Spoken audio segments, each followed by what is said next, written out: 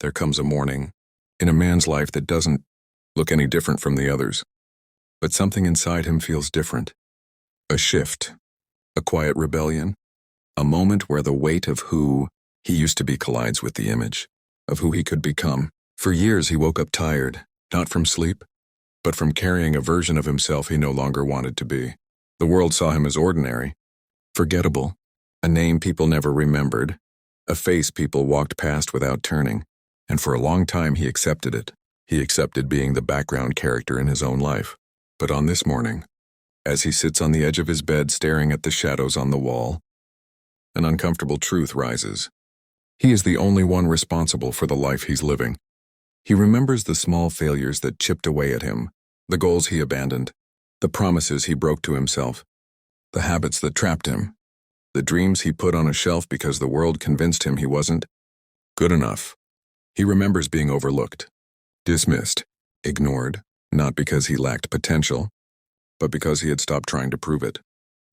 He remembers scrolling through other people's lives, thinking, maybe some people are just chosen, and I'm not. But deep down he knew that wasn't true.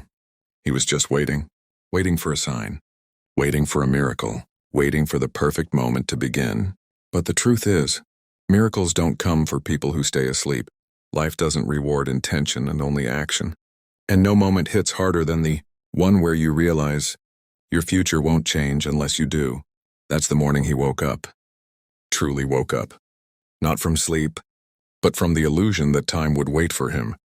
He looks into the mirror, not at the man he is, but at the man he could become. A man with fire in his eyes instead of doubt. A man who chooses discipline over excuses. A man who decides that today is the last day he will betray his own potential. So he takes the first breath of his new life. Not dramatic, not loud, a quiet breath. A steady one. The kind taken by someone who has finally made a decision with their whole soul.